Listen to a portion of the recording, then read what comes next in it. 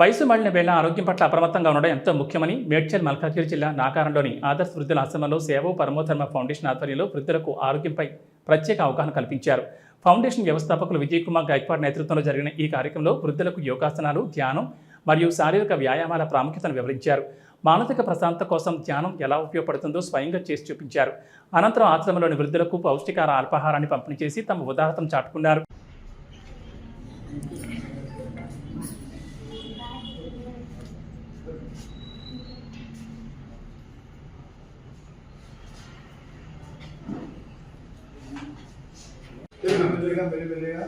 మనస్ఫూర్తిగా తినండి. టైం ఎక్కువైనా పర్వాలేదు, ప్రశాంతంగా ఎవరు మాట్లాడకుండా ఆ ధ్యాస అంతా తిండి మీదనే, మనం ఉన్న ఉప్మా మీదనే పెట్టి శ్రద్ధగా తినండి. మంచిగా నిద్రనే కొనలేమంటే శక్తి ఎడికి విశ్వశక్తి ఎడికి కొన్నాం మనం. నిద్ర కొనడానికి ఏం చేస్తారు? ఈ రోజుల్లో పెద్ద పెద్ద మనుషులు మందు తాగుతారు, నిద్ర వస్తలేదని. కొందరు టాబ్లెట్లు వేసుకుంటారు, స్లీపింగ్ టాబ్లెట్స్ వేసుకుంటారు, నిద్ర వస్తలేదని. అవునా కదా? అది ఎంత కాస్ట్లీ అది నిద్ర అని? అంత కాస్ట్లీ నిద్ర. నిద్ర కొనడమే కష్టం అంటే ఇప్పుడు ఈ విశ్వశక్తి కొనడం ఎంత కష్టం? ఎవరు కొనలేదు. భూమి మీద ఏ మనిషికి అంత పైసలు లేవు అది కొనేంత. కానీ మనకున్న ఈ మార్గంలో మనకి టెక్నిక్స్ తెలుసు. ఈ టెక్నిక్ ద్వారా మనం అది తీసుకోవచ్చు, కొనాల్సిన అవసరం లేదు. ఫ్రీగానే ఉంది అది.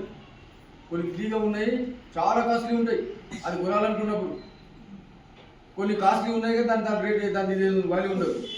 సో దీన్ని బాగా రుద్ది చెయ్యి ఎప్పుడైతే మనం ఇట్లా పెడతామో ఆ శక్తి అనేది ఇష్టం మనకు కావాల్సింది మనం బాడీ తీసేసుకుంటుంది.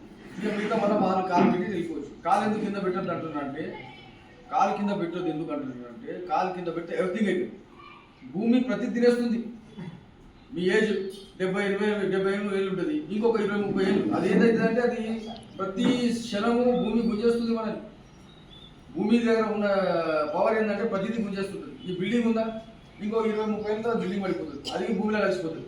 చెట్లు భూమిలో కలిసిపోతాయి, మనుషులు భూమిలో కలిసిపోతారు, ఒక ఏదో కలిసిపోతుంటారు. అంటే భూమి ఏం చేస్తుంది? ప్రతి దాన్ని తీసి తినేస్తుంది. అది మనకన్నా ముందు కోట్ల మంది పుట్టిరు. ఈ భూమి తయారయ్యే కోట్ల సంవత్సరాలు అయింది. ఆ కోట్ల సంవత్సరాలు ఎన్నో జీవులు, జంతువులు, మనుషులు ఎన్నో పుట్టిరు, భూమిలో కలిసిపోయింది. కనబడుతుంది ఎప్పుడైనా? కాబట్టి భూమి అన్నిటిని తినేస్తుంది. ప్రతి నిమిషం, ప్రతి సెకండ్ మనం సాగు దిగిపోతున్నాం అంటే మన భూమి తినేస్తుంది. భూమి తినేస్తుంది కాబట్టి మన లైఫ్ తగ్గుతుంది, ఇదైతుంది. అట్లా ప్రతి తినేస్తుంది. మనల్ని కూడా మనం ఎప్పుడైతే కింద కాలు పెట్టి ఇది చేస్తామో అర్థంగా వెళ్ళిపోతుంది ఆ ఎనర్జీ అనేది. కాబట్టి ఎనర్జీ పోకుండా ఉండాలంటే మనం బాగా చేతులు బస్ తీయండి. అదొక్కటే చేయాల్సింది. ముందు మనం లెగగానే ఏం చేయాలి? ముందు శ్వాసను గమనించాలి, వచ్చే పోయే శ్వాసను గమనించాలి నిమిషం. దాని తర్వాత బాగా రుద్ది ఇట్లా పెట్టాలి. దాని తర్వాత లెఫ్ట్ సైడ్ తిరిగి లేవాలి. ఎప్పుడు లెగ్సేటప్పుడు ఫస్ట్ పొజిషన్, మంచి పొజిషన్ అంటే లెఫ్ట్ సైడ్, లెఫ్ట్. దాని తర్వాత మామూలు పైన ఇట్లా పైన చూసుకుంటాం, వీపు కింద. Third position right side. Fourth position ఎప్పుడు వండుకోదు, బొర్రల బొక్కలు వండుకోదు, అది మంచిది కాదు, చాలా డేంజర్ అది. లెఫ్ట్లో ఎందుకు లేగాలి? పొద్దున మన బాడీలో బ్లడ్ సర్క్యులేషన్ తగ్గిపోతుంది బాగా. ఎప్పుడైతే బ్లడ్ సర్క్యులేషన్ తగ్గిందో హార్ట్ అటాక్ వచ్చే ఛాన్సెస్ ఉంది. ఎవరికైనా చూడండి, పొద్దున 4 గంటలకు, 3 గంటలకు, 5 గంటలకే హార్ట్ అటాక్లు వస్తాయి. అవునా కదా? సో మనం రైట్ సైడ్న మనం లెగ్స్తే పట్టుకునే ఛాన్స్ ఉంటుంది. మనకు తెలియదు కదా ఏమవుతుంది. మనం మామూలుగా లేచేసి వేస్తున్నాం, టక్కని పట్టుకుంటుంది. అందరు కాదు, ఎప్పుడైతే ఆ టైం వచ్చిందో ఇదైతుంది. కాబట్టి అక్కడ నుంచి మనం తప్పించుకోవాలంటే లెఫ్ట్లో లేచి లేవాలి. లెఫ్ట్ కిందికి వచ్చిన తర్వాత మనం నర్సి అక్కడికి పోతాం. ఏం చేస్తాము? దాని తర్వాత ఏం చేస్తారు? మీరు లేచిన తర్వాత ఏం చేస్తారు? బాకీ చేస్తారు, స్నానాలు చేస్తారు. అయితే లెగ్ అని ఏం చేయండి? ముందు మంచినీళ్ళు తాగాలి. కొందరు తాగుతుండొచ్చు, మంచినీళ్ళు తాగండి. నీళ్ళు ఎక్కువ తాగితే మంచిది. పొద్దున నీళ్ళు తాగితే మన లోపల ఉన్న ఇంటెస్టైన్స్ మొత్తం వాషౌట్ అవుతుంది. లోపల ఉన్న జమాయిన్ అంతా బయటికి చేస్తారు. సో పొద్దున కొంచెం గోరువెచ్చని నీళ్ళు తాగితే మంచిది. లేకపోతే కొంచెము మన చల్ల నీళ్ళు, కుండ నీళ్ళు కానీ ఇటువంటి నీళ్ళు తాగినా పర్లేదు, ఏ నీళ్ళైనా పర్లేదు. కానీ రాగి చెంబులో ఉన్నంత దాంట్లో దీంట్లో ఉండదు. రాగి చాలా మంచిది, అది ఉండాలి. ఉంటే మాత్రం రాగి చెంబు నీళ్ళు తాగండి. అది ఈ నీళ్ళు నీళ్ళు మనం చెంబు నీళ్ళు తాగితే 10 చెంబులు తాగినంత దాంట్లో ఇది ఉంటుంది. అది లోపల వాటర్, అల్కలైన్ వాటర్ తయారైతుంది. దాంట్లో చాలా ఎనర్జీ ఉంటుంది, చాలా మంచి నీళ్ళు అది రాగి చెంబులు తాగితే. రోజు పొద్దున్న తాగాలి, ఒక 3 నెలలు తాగాలి, 3 నెలల గ్యాప్ ఇవ్వాలి. ఏ నీళ్ళైనా కానీ, వేడి నీళ్ళు కానీ, రాగి చెంబుల నీళ్ళు కానీ, కుండ నీళ్ళు కానీ 3 నెలల గ్యాప్ ఇచ్చి మళ్ళీ వేరే మళ్ళీ దాంట్లో మళ్ళీ రాగి చెంబు తాగొచ్చు. గ్యాప్ రావాలి మధ్య మధ్య. సో నీళ్ళు తాగుతాం. ఆ నీళ్ళు మామూలు కూర్చొని తాగాలి, నిలబడి నీళ్ళు ఎప్పుడు తాగదు. ఇట్లా కూర్చోగలిగితే కూర్చో, లేకపోతే కింద కూర్చోగలిగితే ఇంకా మంచిది. కింద కూర్చొని తాగితే ఇంకా మంచిది. కానీ అట్లా కూర్చొని కూర్చుని తాగండి. అట్లా బలవంతంగా ఏది చేయదు. మనకి ఇట్లా కూర్చొని ఉంటే ఇట్లా కూర్చొని తాగండి. మనకు రెండు గ్లాసులే తాగాలి, ఒక చెంబు నీళ్ళు అని తాగాలి. తక్కువ నీళ్ళు తాగినాక ఆ నీళ్ళు ఎట్లా తాగాలి, మనం బ్రష్ చేయకముందే తాగాలి. చాలామంది ఏం చేస్తారు, బ్రష్ చేసాక నీళ్ళు తాగుతారు. మనం రాత్రి నిద్రపోయిన తర్వాత మనకు లోపల ఉమ్ము ఒక మెడిసిన్ లాగా తయారైంది. ఉమ్ము చాలా మంచి మెడిసిన్, అది దానికన్నా పెద్ద మెడిసిన్స్ ఉండలేవు.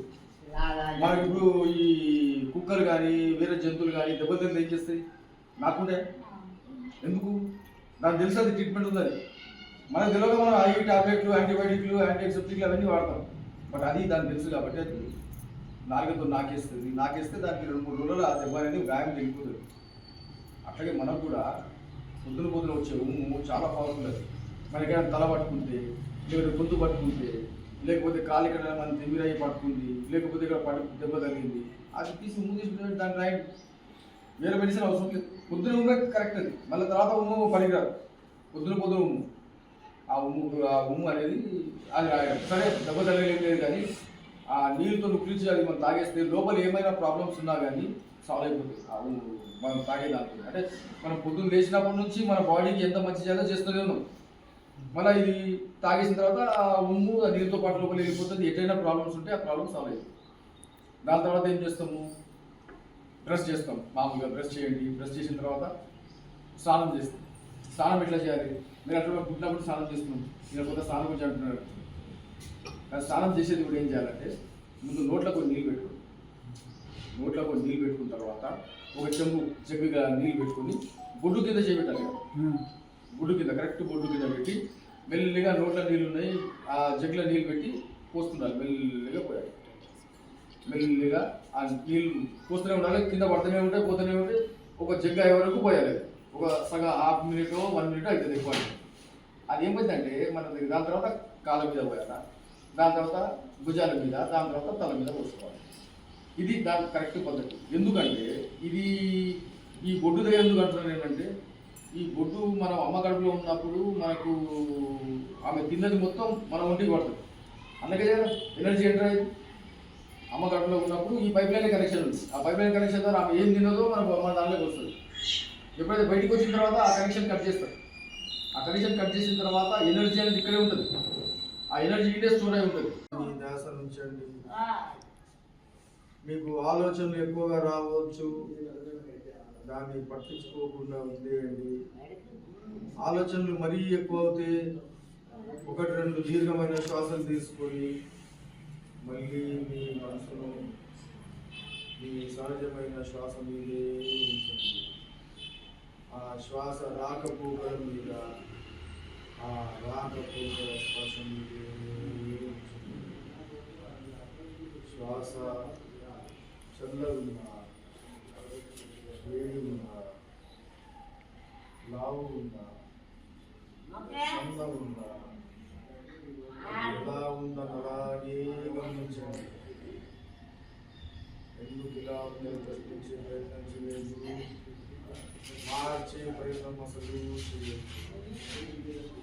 ఈ ధ్యాస అంతా ఈ సహజమైన శ్వాస మీద, ఆ శ్వాస రాకపోకలు